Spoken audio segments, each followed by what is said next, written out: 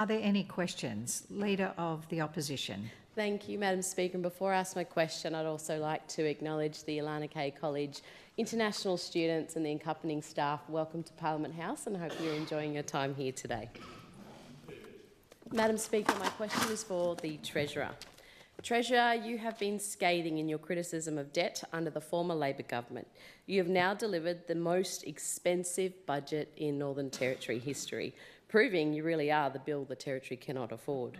Treasurer, you've hooked Territorians with a debt bill that balloons to $14 billion within 3 years, more than $1.5 billion above what was forecast. You have absolutely no plan to pay this debt down. Treasurer, how can you look Territorians in the eye and claim responsible fiscal management when you are hooking them in line and sinker with growing debt, no budget management plan and no economic vision? Treasurer.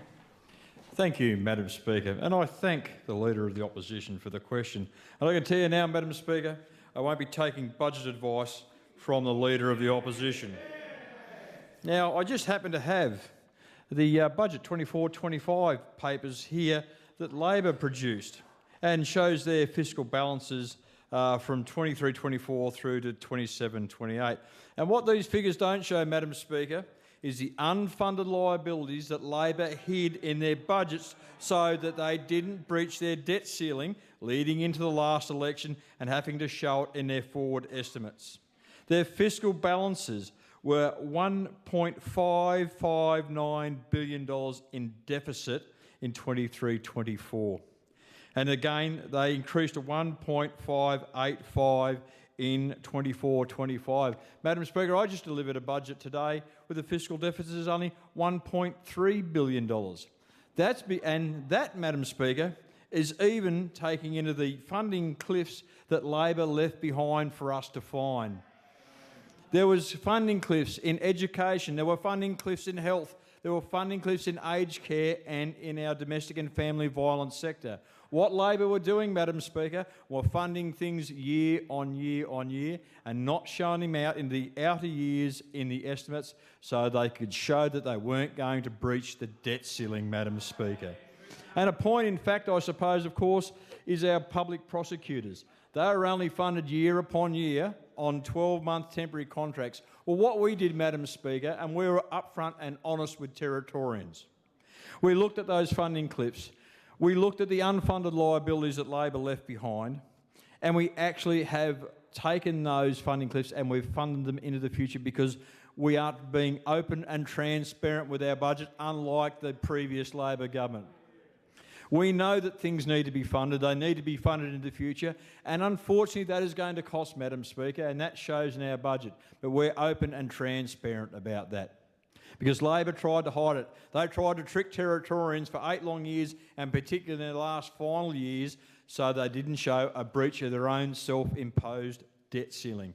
And they were going to breach it, Madam Speaker. I've seen the figures from Treasury once we got into government. It showed clearly that in the year after the forward estimates at their last budget in the leading into the election, they were going to breach the debt ceiling, Madam Speaker. And we were open and upfront with Territorians about that, Madam Speaker. And we've funded those services needed for Territorians leading into the future. We haven't tried to hide those figures, Madam Speaker. We've put them on the books. We've put them there for Territorians to see so that we know what our fiscal position is leading into the future. We're not hiding money from Territorians. We're being very upfront and open about what we spend and what we need to do to deliver for every Territorian. Thank you, Madam Speaker. Member for Fong Lim. Thank you, Madam Speaker. My question is also to the Treasurer. Treasurer, this morning you introduced the Finocchiaro government's first budget. I congratulate you. It's the first budget the Territory has seen in almost a decade that confronts our crime crisis and works to address the financial ruin the former Labor government left the Territory in. I know the people in my electorate of Fong Lim elected myself and many of my CLP colleagues here today because they knew a change of government was necessary to address Labor's mess. Treasurer, how does the 2025-26 budget make good on our promise to Territorians to take action, to reduce crime, to rebuild the economy and to restore our lifestyle? Treasurer. Thank you, Madam Speaker, and I thank the member for following him for the question. And Madam Speaker, the Finocchiaro CLP government's first budget is, above all, a law and order budget.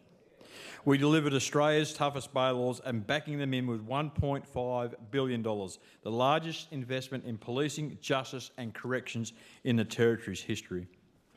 And we're pairing that firepower, Madam Speaker, with early intervention programs and multi-year support for victims, domestic violence services, legal aid NT and others who are left living contract to contract, as I spoke about just before when the Leader of the Opposition asked me her last question.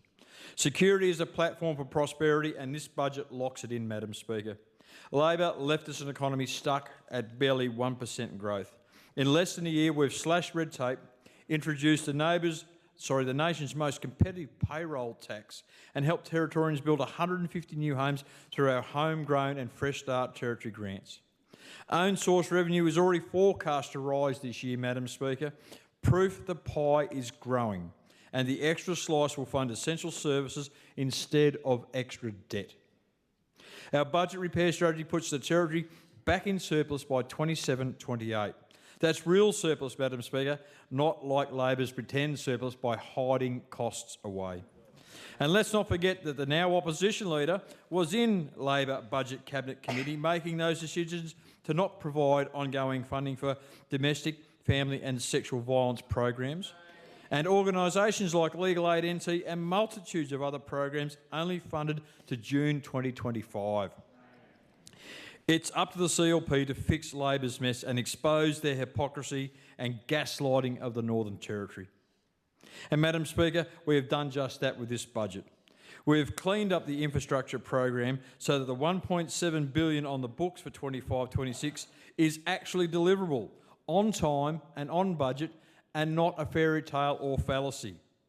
Cost of living relief is front and centre, more than $290 million in concessions that will put $4,060 a year back into family budgets, with extra help for seniors and concession holders. Madam Speaker, the CLP helped build the Territory from the first days of self-government, and we are rebuilding it now, Madam Speaker. We are cracking down on crime. We are jump-starting growth and making the Territory the best place in the nation to live, work and invest. We want people to come and invest in the Territory, Madam Speaker. We want the Territory to be the best place to invest in the country, and that's something that the CLP government is absolutely committed to do.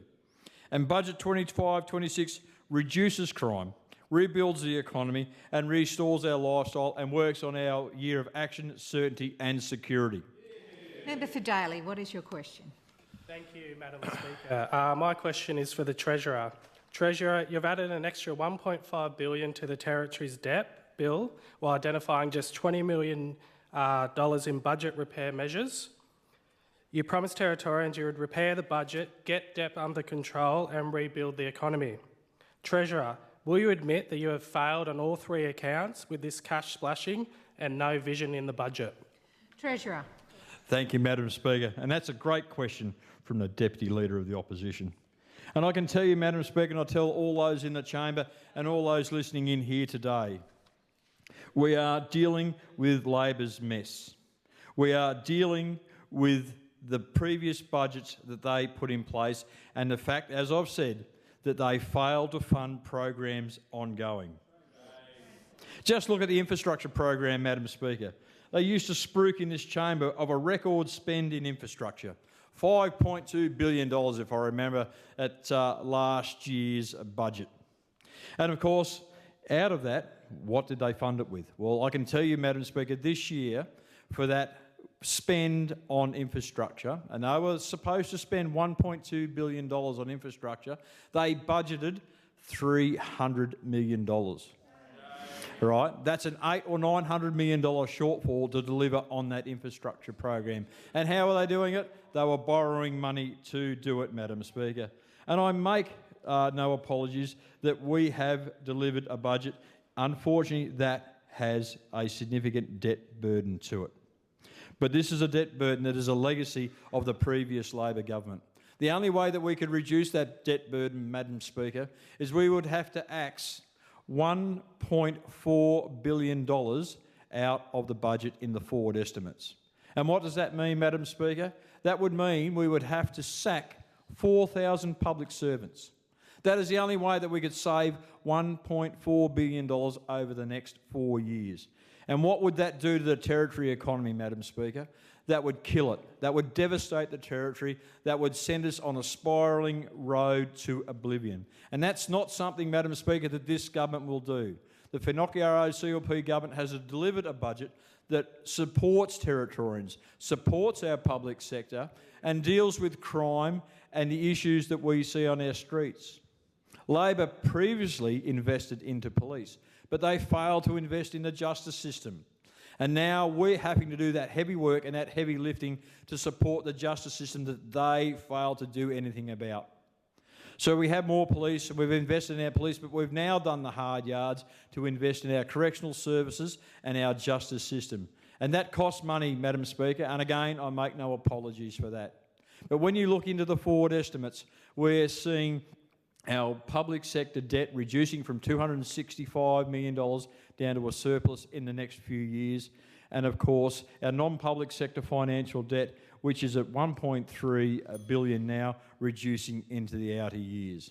It's the hard work that we're doing now in this budget, dealing with what Labor left behind us, that will give us the opportunity to grow the Territory and drive our economy into the future. Thank you, Madam Speaker. Member for Blaine, what is your question? Thank you, Madam Speaker. My question is to the Chief Minister.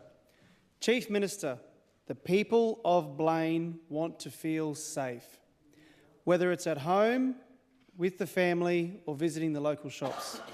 The unacceptable high level of crime in our community continues to be the #1 issue raised with me by the good people of Blaine. They want to see action. I want to see action, real action, not just words and media releases like the previous government. Chief Minister, can you please explain to the House how Budget 2025 will place victims first and put community safety above all else? Thank you. Chief Minister. Thank you very much, Madam Speaker, and I thank the member for Blaine for the question, because his community, like so many others, have a great concern around law and order and community safety, and that's why in August last year, Territorians overwhelmingly voted for change, including in your electorate, member for Blaine. And it's no surprise to anyone that community safety is the #1 priority of our government. And do you know why that is? It is because it is the #1 priority of Territorians, and we are governing for the people on the issues that matter most to them. And so today's budget, and I thank the Treasurer for his work and the team in delivering a budget that restores confidence and rebuilds the Territory. And as a centrepiece of this budget, on top of righting Labor's wrongs and fixing Labor's mess and dealing with the legacy issue left behind by a government that was like a child in a lolly shop, what we have is made sure that our greatest priority and the community's greatest priority is front and centre in every aspect of our government and of our budget. And so with $1.5 billion being allocated across courts and police and corrections, what we're showing is that we are deeply committed to driving change, to taking action, putting money where our mouth is, and actually making sure that our actions speak louder than our words. Because at the start of this year, Madam Speaker, we stood up in front of Territorians and we told them that this year would be a year of action, certainty and security. And that's what Budget 2025 does. Our police work tirelessly, and we've given them a budget that supports their ability to keep people safe. Our courts have been historically underfunded by Labor and completely ignored, hence the remand times, the hideous remand times we're seeing in both the local and the Supreme Courts. And we're backing that in with change, including proper funding of legal aid to make sure that we have more efficient justice in the Northern Territory. Our corrections system, again, corrections buried at the bottom of the Attorney General's department for far too long. We've now pulled them out, stood them alone and given them a budget that means we will have enough beds for every criminal that dares to perpetrate a crime on a Territorian. And we make no apologies for that, Madam Speaker. Labor absolutely ignored community safety, and we will not. And today's budget absolutely proves that, Madam Speaker. We've seen a huge increase in the police budget, taking it to a record police budget of $608 million, up $47 million on Labor's budget last year. Record spends in corrections. This is a government that is deeply committed to change, and that's on top. This 1.5 is on top of the money we're spending on root causes of crime, Madam Speaker. We're committed to change. This budget delivers certainty and delivers on our law and order promises. Member for Arafura, what is your question? Thank you, Madam Speaker. My question is to the Minister for Logistics and Infrastructure. Minister, you've completely blown out the territory budget with the debt rising to $14 billion within 3 years and no plan to pay it down.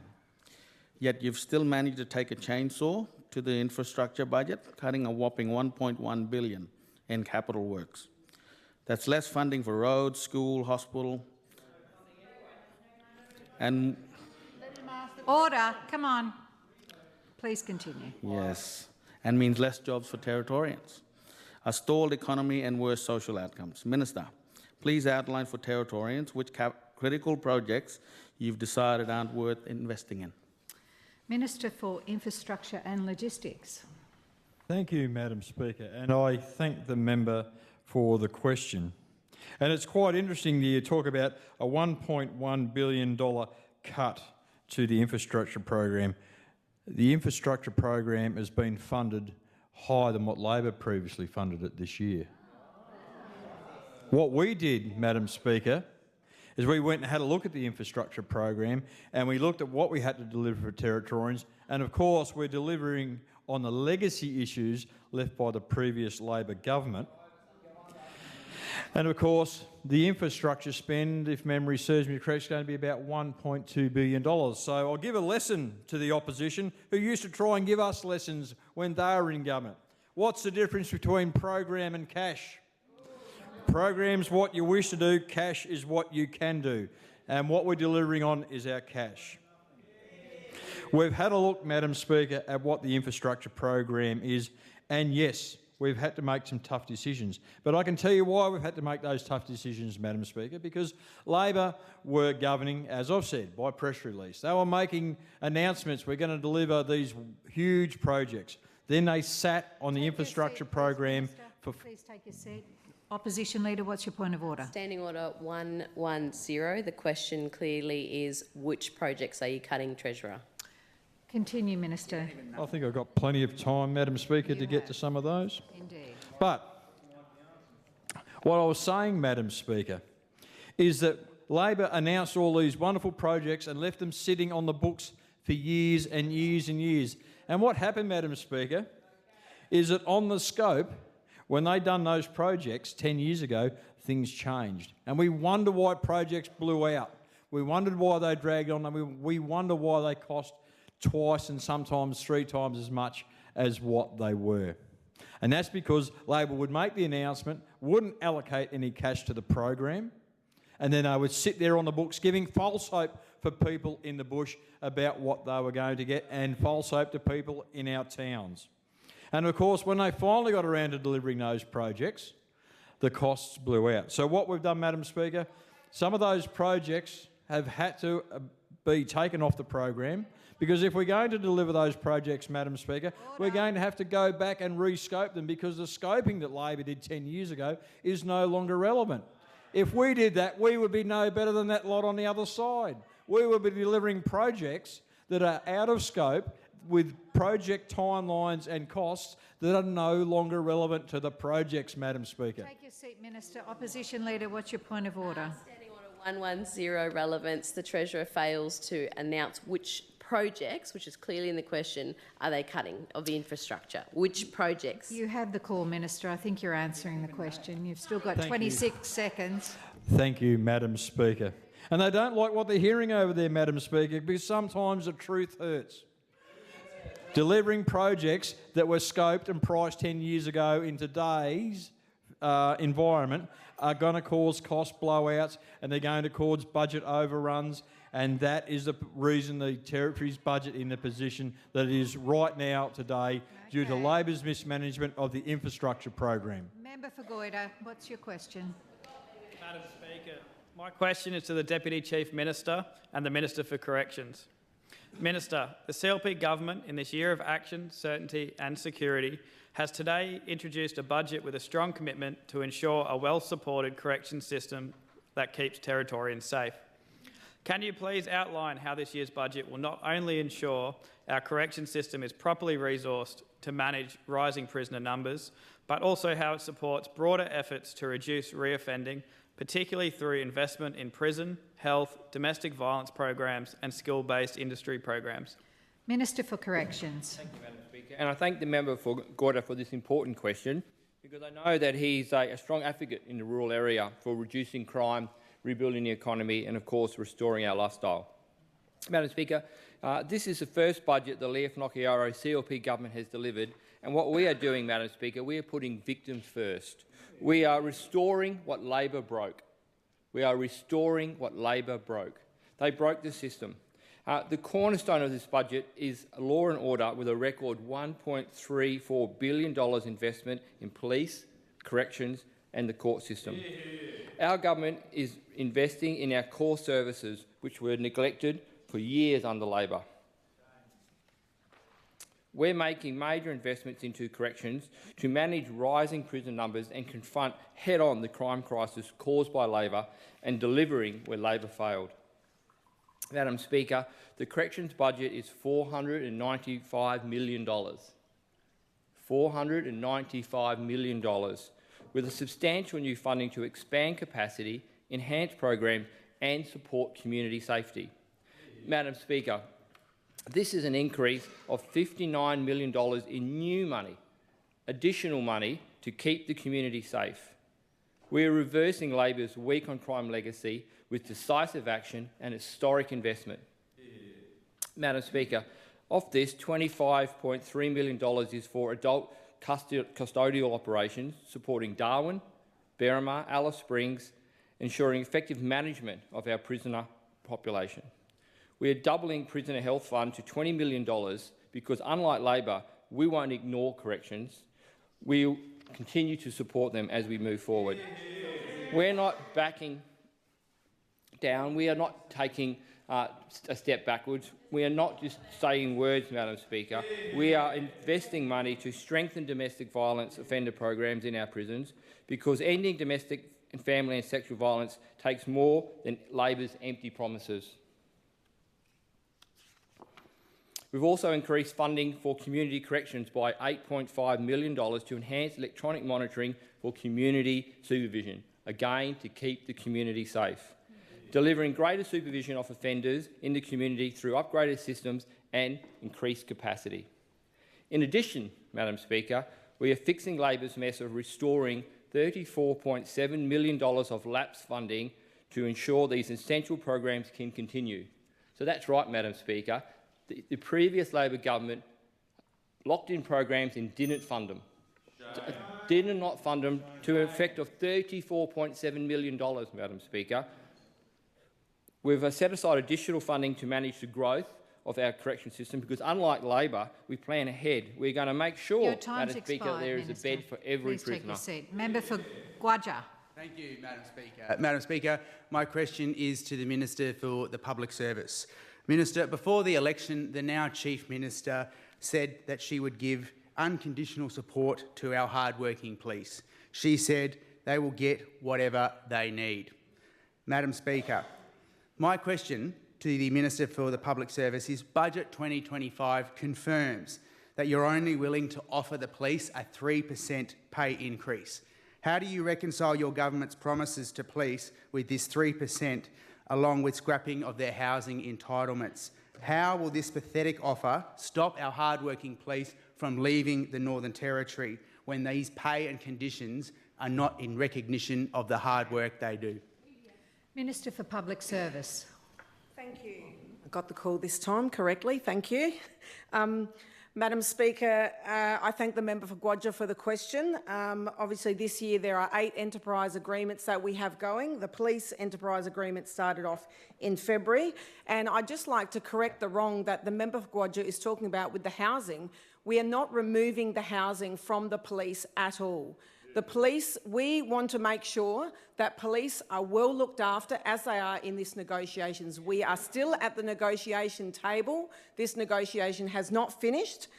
We've also had, as we've spoken about fairly heavily today in the budget, there is a record $608 million for police, which is 47 million, Madam Speaker, more than what Labor spent on police. So I'd just like to put that on the record. We 100% back our police. They are out there working hard every single day, making sure that Territorians are safe, and we will not stop in making sure that our police are well supported. But on that housing agreement, Madam Speaker, there is either you get a house or you get $32,000 to go towards a house.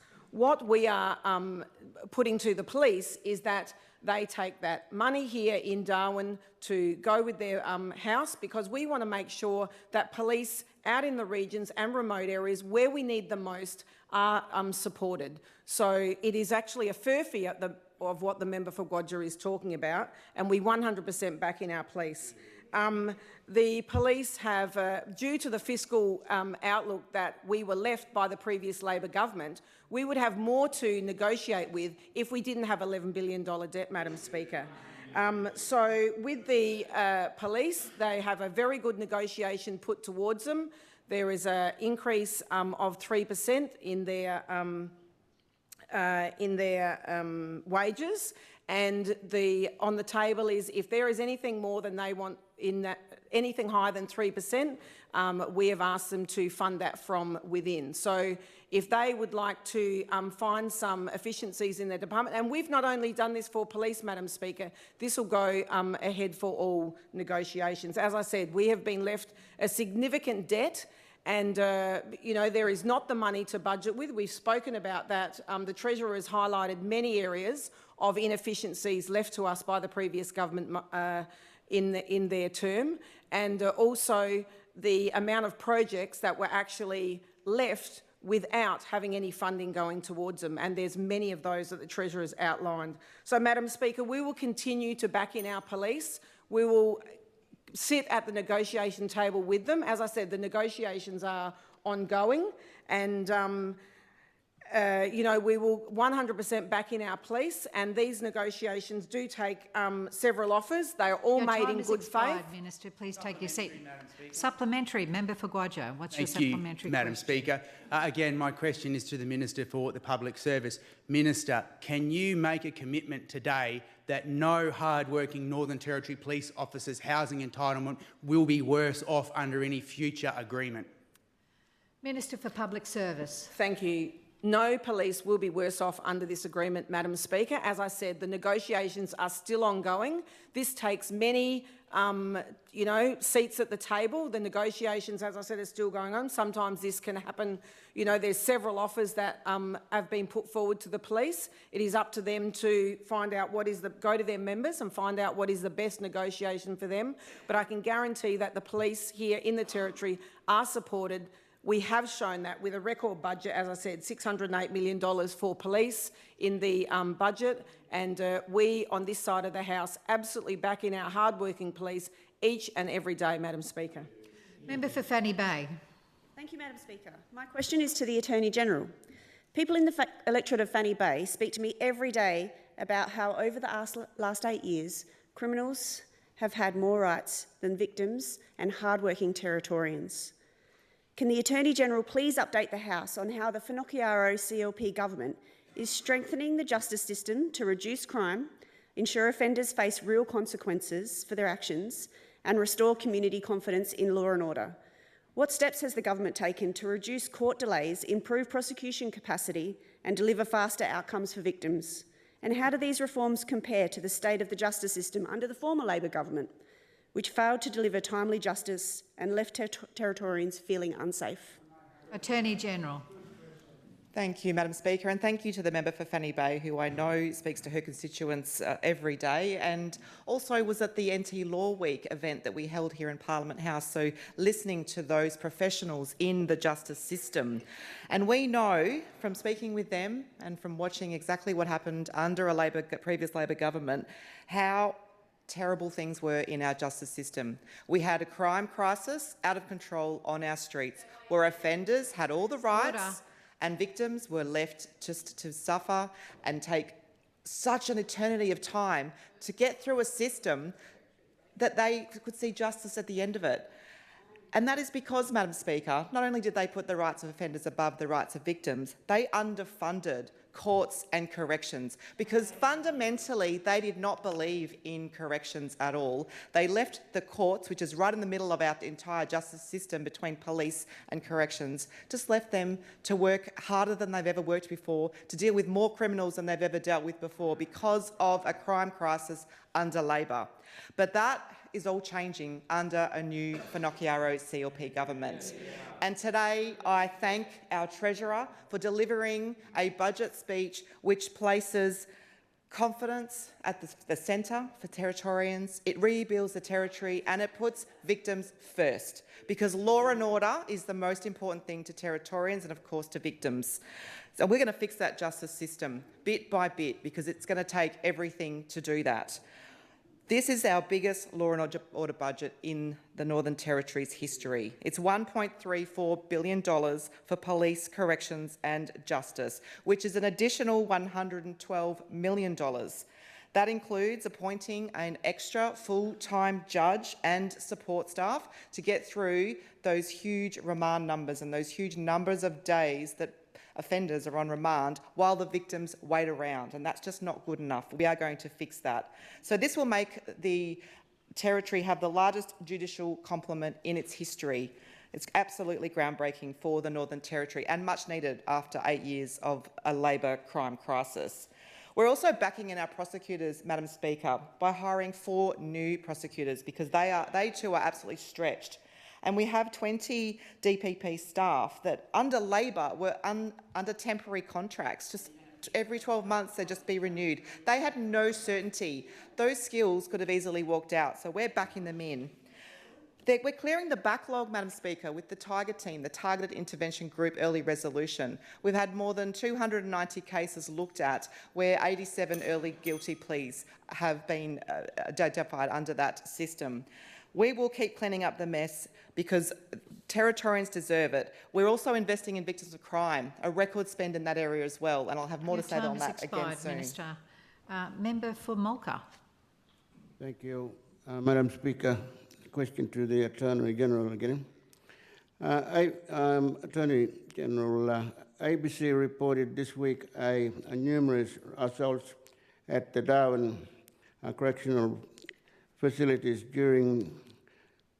due to overcrowding and facilities that are not in fit purpose. I am also hearing lots of physical alterations at Berrima Correctional Facility with imprisonment rates expected to grow to over 3,000. I am worried that many people will become traumatized and hardened criminals because of jail. What community-led solutions are being funded to alleviate these pressures for the jails, please? Thank you. Attorney General. Thank you, Madam Speaker, and thank you to the member for Mulca for your question. And I pick up that you are quite concerned with people who may end up being traumatised by being imprisoned. And I hear that frustration from you, but member for Mulca and Madam Speaker, we will not put the rights of offenders above the rights of victims. So if you do the crime and you assault someone, we are not worried about the trauma that you may have by being in a watch house for a time or in corrections. We will put the rights of the victims first because the victims are also experiencing trauma, and that's ongoing trauma time and time again. To answer your question about the corrections and what's happening at Berrima, I'm going to hand over to the Minister for Corrections for those specific answers. But please know, everyone in this chamber, that we will always put the rights of victims above the rights of offenders. Minister for Corrections. Thank you for handing this over, because I'd like to take the opportunity to talk about our master plan, Madam Speaker, because, Madam Speaker, we inherited a broken correction system with overcrowding, a legacy of years of underfunding by the previous government. Madam Speaker, since 2023, Corrections has relied on police watch houses to manage prisoner numbers, a situation I was determined to change when we come into office. Madam Speaker, prisoners were in watch houses on mattresses on the floor in holding cells. There was disruption to education programs, rehabilitation programs, because the previous Labor government broke the correction system. They broke the correction system to such a point people were just getting locked up in watch houses which weren't fit for long-term prisoners. Watch house is a watch house, short and sharp. So, Madam Speaker, what I can say, in the last 9 months, we have got rid of that. We have closed down those watch houses, and now watch houses are used for police, and we've effectively opened a new prison at Berrima, Madam Speaker. There's some 510 beds across the Northern Territory. Now we have mattresses on bunks and beds, Madam Speaker. We've fixed the overcrowding problem. Take your seat. Member for Daly, what's your point of order? Thank you. 110 relevance. I just wanted clarification, as the question was directly around what community-led solutions were being funded.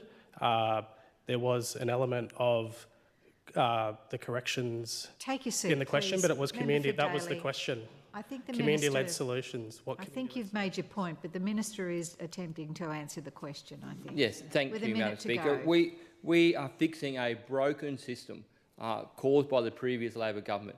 510 beds, that includes Berrima and also another 96 facility in Alice Springs, which was 2 years overdue, Madam Speaker. And so what we've done, Madam Speaker, we've put these prisoners back into Berrima where they are able to get rehabilitation programs. They're able to get training programs, Madam Speaker, because the previous Labor government put them in watch houses, literally put them in a cell where the lights are on and just left them there. They had no plan to fix that, Madam Speaker, Okay, and Minister, we have done take that. your seat. The member wants you to go to community-led solutions. Is that right, Member for Daly? What community-led Okay. solutions are being funded? He's not answering the question The at all. Minister has 19 seconds. Thank you, Madam Speaker. We've had a vast improvement, Madam Speaker. There's been a number of completion rates in relation to programs. For example, first aid courses, we've had 10 people complete that. Madam Speaker, in fact, we've had 671 people continue and active go through programs in the last 8 months. Member for Casuarina. Thank you, Madam Speaker. My question is to the Minister for Education and Training.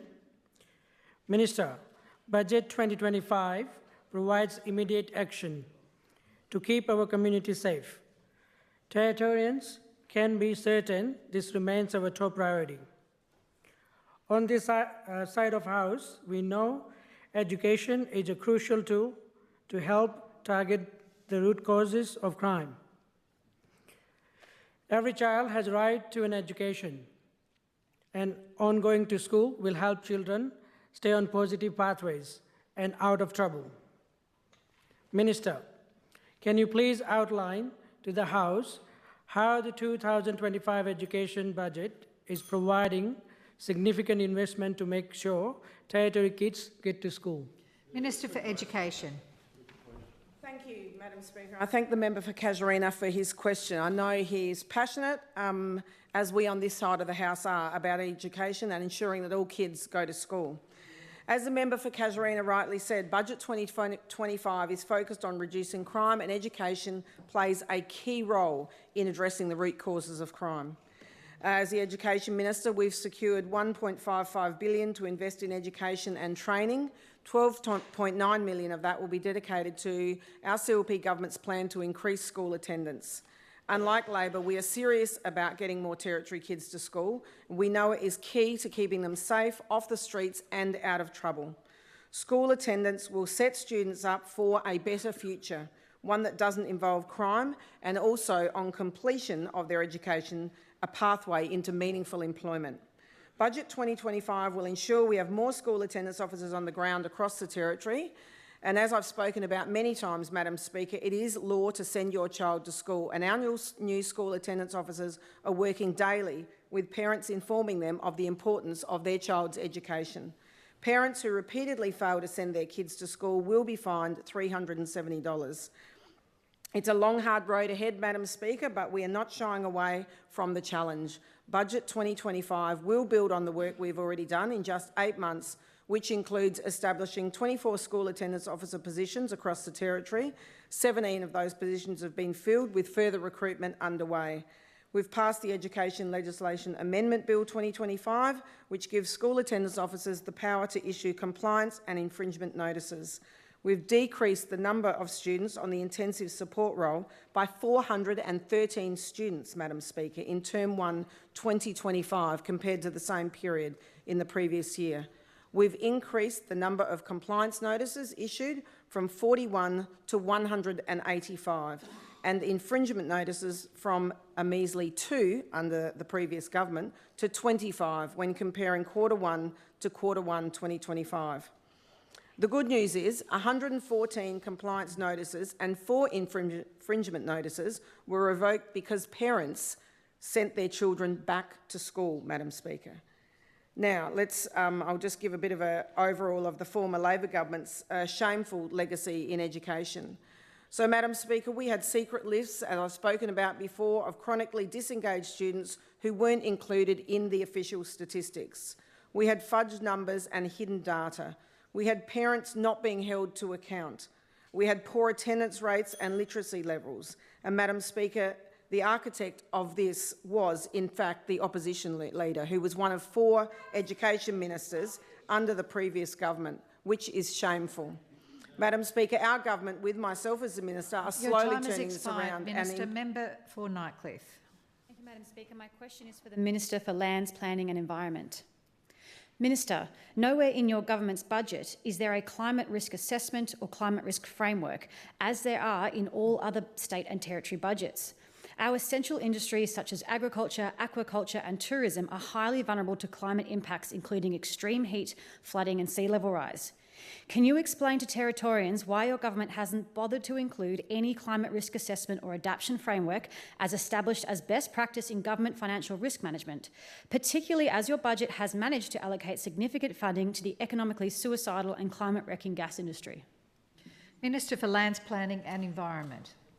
Thank you very much, Madam Speaker, and I thank the member for their question. Madam Speaker, as the Treasurer has outlined today, this is a budget of action, certainty and security. Our government is certainly getting on with ensuring that we're protecting the environment whilst ensuring that approval timeframes are reduced, Madam Speaker.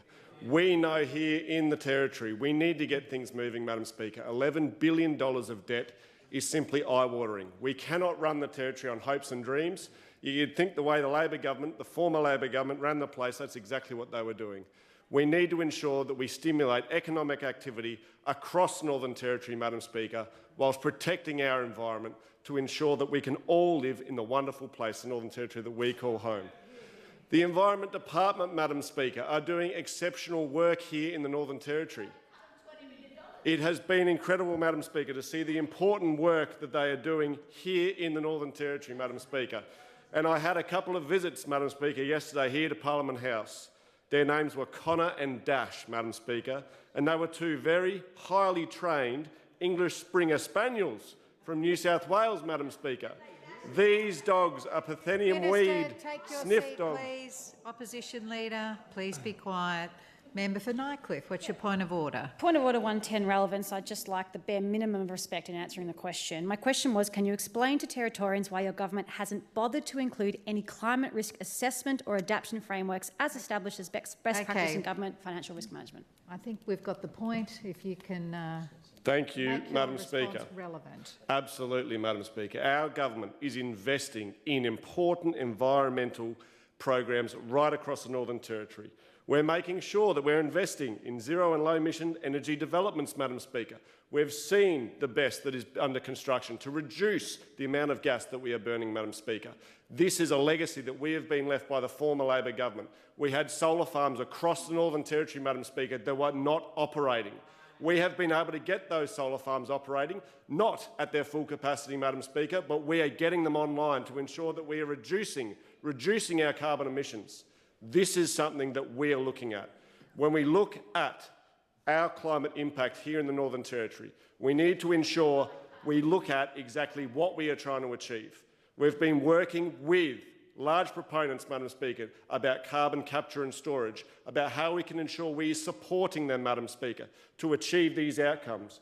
It's real development. It's real money, Madam Speaker. That is how we are going to achieve these outcomes, Madam Speaker. It's how we're going to ensure that we're protecting our environment whilst ensuring that we can get development happening here in the Northern Territory. And we make no apology, Madam Speaker, for ensuring that we are doing this.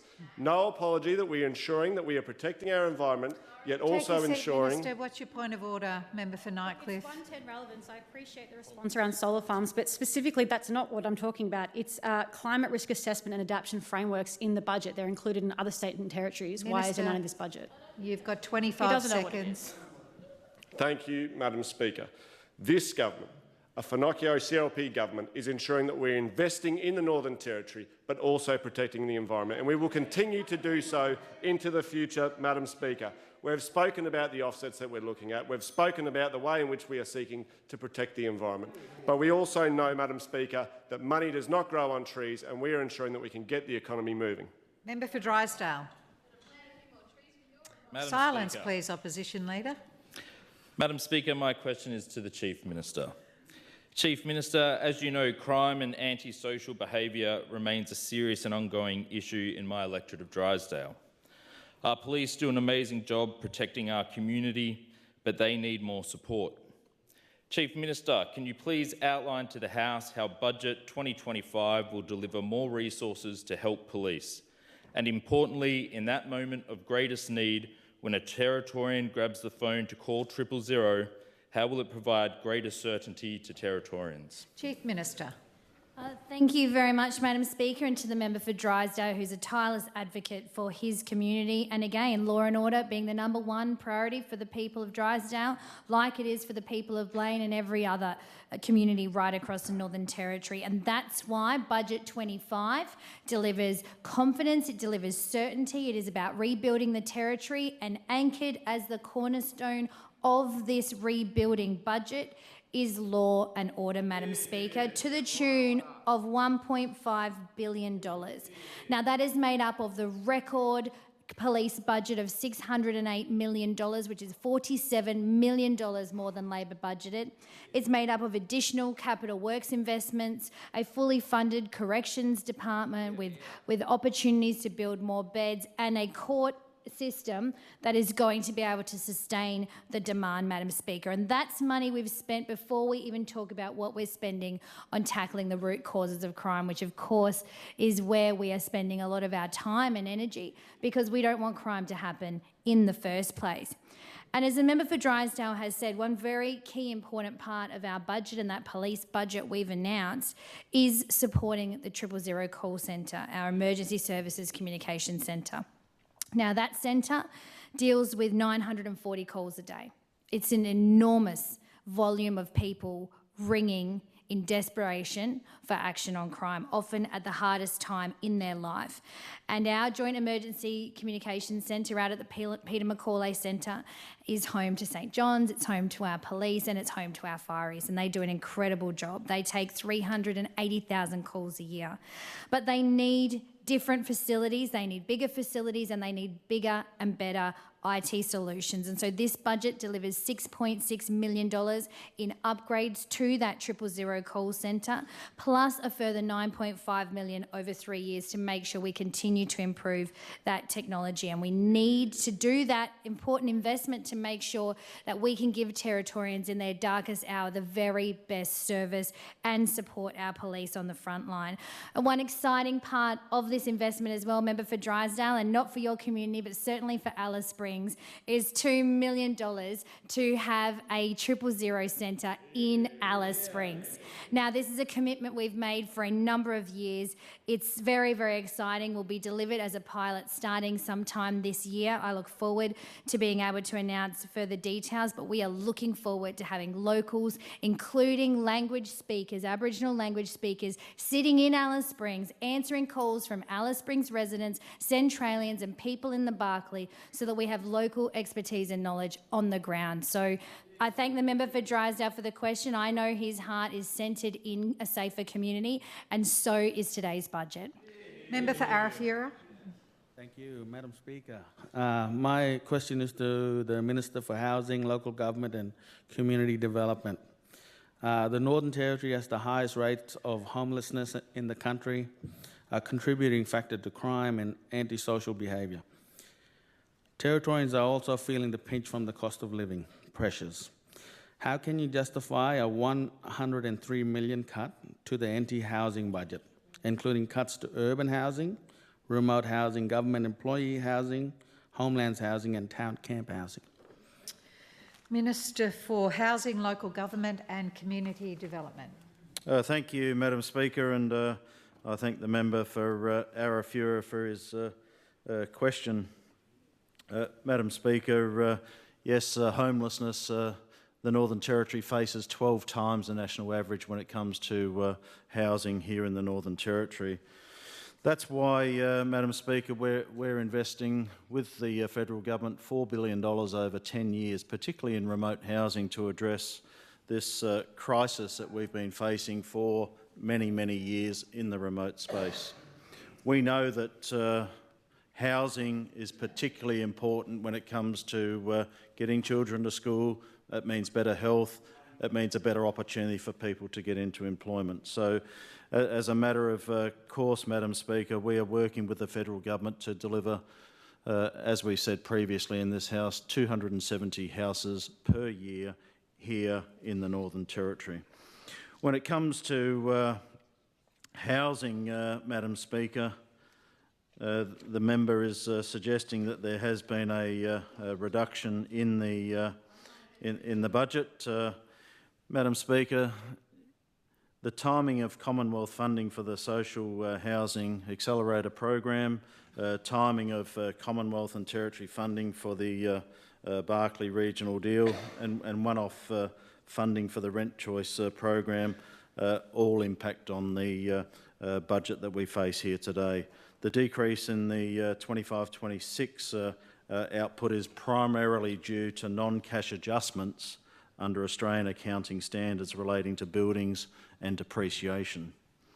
Carryover of funding from the 23-24 into the 24-25 for the Remote Housing Agreement, and this is partially offset by additional Commonwealth funding under the Housing Australia Future Fund. Madam Speaker, the reality is that there is no decrease. I've highlighted the timing of the funding, the adjustments in accounting standards for buildings and depreciation. Madam Speaker, we're getting on with the job. This is a budget that provides action, certainty and security right across the board when it comes to housing. So we're getting on with the job, Madam Speaker. Whilst the member for Arafura there can talk about things that he believes may not be done or budget reductions, we're getting on with the job and delivering housing. And in regard to housing right across the board, I've recently travelled through the Barkly, Madam Speaker, and we're delivering on housing right across the Barkly at the moment. So any suggestion that there'll be a reduction in housing is simply misleading this House again, Madam Speaker, and that's all Labor does. All they want to do is mislead the House in regard to a budget that provides housing and security for Territorians right across the board. Member for Karama, what is your question? Thank you, Madam Speaker. My question is to the Deputy Chief Minister and Minister for Corrections. Minister, our government is here for all Territorians, including our important regional areas.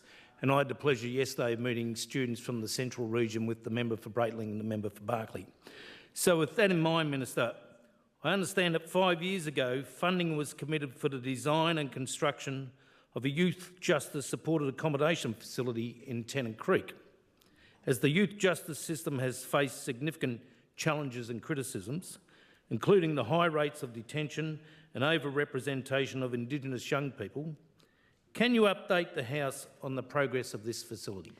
Minister for Corrections. Thank you, Madam Speaker. And I know that the member for Karama is a strong supporter of community safety and he's passionate about the agenda of reducing crime and rebuilding the economy and, of course, restoring our lifestyle. But, Madam Speaker, I do have to correct him. He made a mistake in his question. It's not 5 years, it's 6 years. 6 years of commitments, Madam Speaker, of talk, and yet no action. Yet, Madam Speaker, but I can announce that now that facility is open. So for 6 long years, Madam Speaker, the people from the Barkly had to go without a facility.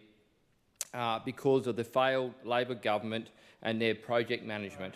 Madam Speaker, I want to get on to how much that cost. And heaven forbid it's a cost blowout. Heaven, so we're talking six years late and only 106% over budget.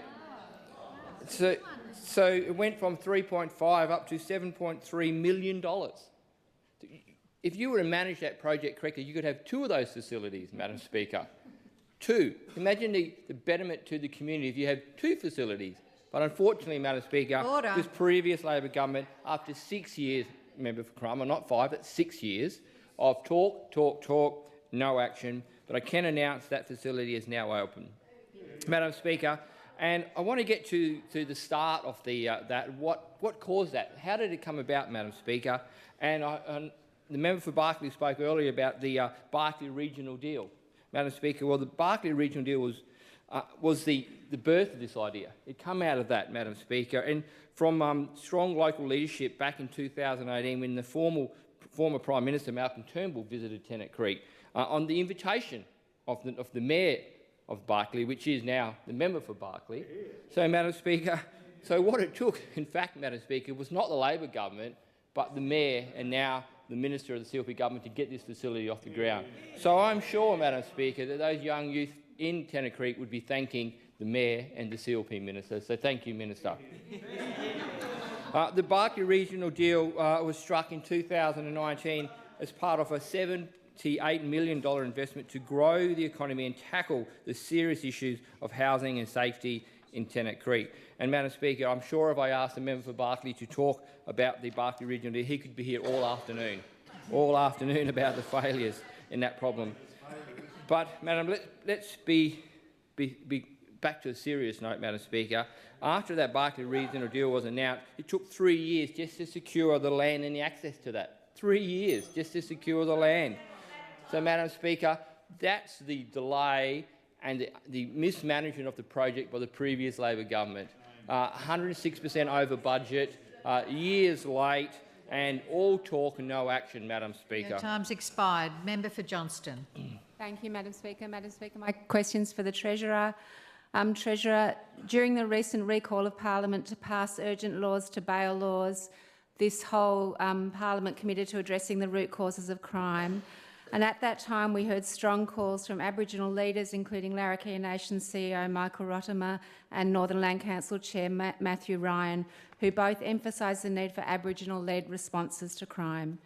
Your budget includes a $3.3 million allocation for grassroots prevention programs, as announced in your media release this morning.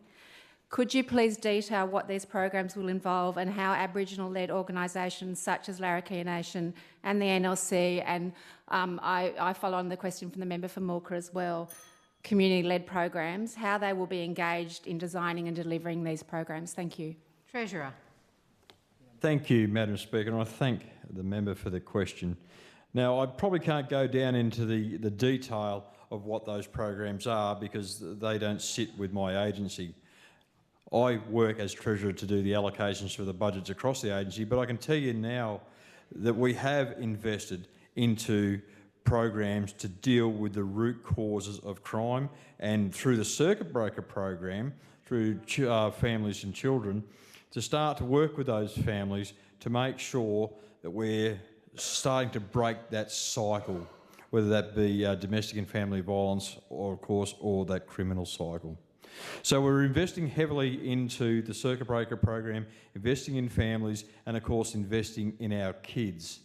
And specifically for the member for Johnston, we are committed to working with elders and working with Aboriginal groups because they can help provide the answers. We don't say we have all the answers, and we never will. There are other people out there who can work with us. But this is certainly not my agency, and I can't drill down into the detail of what that is. But my understanding, the Deputy Chief Minister, excuse me, that sits with him and his agency. So we'll pass over to the Deputy Chief Minister to be able to provide you with some further detail. Minister for Corrections. Thank you, Madam Speaker, and thank you for the opportunity, Madam Speaker, to talk about this and talk about some of the referrals and some of the programs that are offered in the correction system. We know that the Labor government broke the system, and we know the CLP government is fixing the system. So, Madam Speaker, just to answer some of the questions, some of the services are available in the correction centre, and I'll just run through a couple of the names. Health in Prison, In-Reach Alcohol and Other Drugs Program, Alcoholic Anonymous, Narcotics Anonymous, Drug and Alcohol Services Australia, Professional Treatment Minister, for Education. take a seat, please. Member for Johnston, what's your point of order? Thank you. 1110 relevance. I'm interested specifically in the $3.3 million allocation for grassroots prevention programs. If you could outline them. Thank you. What I'm talking about, Madam Speaker, is these are the programs that break the cycle of offending, the root causes of offending. And we know, Madam Speaker, unlike the previous Labor government who just put people in watch houses and didn't give them access to rehabilitation programs or educational programs, that is not going to break the cycle of reoffending, Madam Speaker. That is not going to break the cycle. But what is going to break the cycle, Madam Speaker, is that we can get prisoners and young offenders into programs such as Mission Australia. Minister, take your seat. Member for Guadja, what's your point of order? 110 relevance. The member for Johnson asked about grassroots prevention programs in the budget. For the Corrections Minister, correctional services is a service, it's not grassroots, and he might want to direct the question to the Attorney General. You're not here to give a mini speech, but the Minister for Corrections has the call. If you could get on to grassroots, community-led solutions, apparently. Thank you, Madam Speaker. What I am talking about is grassroots, breaking the cycle of crime. We are breaking the cycle and giving offenders an opportunity to come out of the prison system a better person, to break the cycle so they don't go back into the correction system, Madam Speaker. And you do that through, Madam Speaker, through education, and you do it through rehabilitation, Madam Speaker. We're talking about the RAGE program, which is a domestic violence program. We've had 29 people commit that in the last 3 months, Madam Speaker. We're talking about the Safe, Sober, Strong program. We've had 35 people. We've had addictive behaviour program. Your time has expired, Minister. Member for Wanguri. Thank you, Madam Speaker. So my question is to the Minister for Health. Minister, earlier this year, the Treasurer highlighted Labor's true budget trickery, time-limited measures and sleight of hand that hid the true state of finances, which when properly reflected revealed we would breach the debt ceiling. The Acacia IT system for health was a project plagued by poor management with costs estimated to be $187 million higher than the original budget. There was no long-term funding certainty for the NT Health, only time-limited funding injections, some of which expire actually this month. Minister, how is the Finocchio CLP government acting to ensure that all Territorians receive the certainty of properly funded, safe, high-quality health care? Minister for Health. Thank you, Madam Speaker, and I thank the member for Wanguri for this important question. I know that not only the member for Wanguri but all members on this side are particularly interested in where we're going with health. Member for Wanguri, we will provide a record $2.33 billion in the NT Health budget to deliver safe and quality health services for Territorians. This is a $273 million increase from Labor's 2024 budget and forms part of a broader $2.5 billion health-related budget for 25-26. This includes health funding in other agencies, including funds for corporate and digital development for the rollout of Acacia and to NT Corrections for prisoner health services. Madam Speaker, under Labor, NT's health budget deficit had grown to regularly exceed $300 million per annum and was left unaddressed. For example, in the 24 budget, there was a one-off $120 million funding arrangement due to expire next month, as the member for Wanguri said. Labor did not consider how it would pay for the future healthcare needs of Territorians. It did not properly fund essential health services for our doctors, nurses and allied health professionals who provide a critical service. We've been able to address some of the shortfall with $100 million in ongoing funding to ensure the NT Government's contribution to health services here in the Territory are properly funded. This ongoing funding will assist hospitals and health services across the Territory to continue to operate and not suddenly grind to a halt next month. In addition, the CLP government has advocated for and secured an additional $103 million from the Australian government for 2025, while negotiations are finalised for the 5-year extension of the National Health Reform Agreement. The Australian government shortfall equates to $200 million per annum for hospital funding when compared to the funding received by other states, and we will continue to advocate for our fair share in this 5-year agreement. We will continue to engage with the Federal Health Minister, Mark Butler, to address the inequities in health funding and ensure Territorians receive similar health funding to those in other states and territories. Madam Speaker, our CLP government has promised in 2025 would be a year of action, certainty and security, and that is what we're addressing in the NT Health budget, Madam Speaker. Days of going $300 million over budget over the last 2 to 3 budget cycles under Labor can't continue. That's why we're investing an additional $100 million per year into the health system here in the Northern Territory. We want to ensure that the very best health services are available for Territorians right across the Northern Territory. Thank you, Madam Speaker, and I move that any further questions be placed on the written notice paper.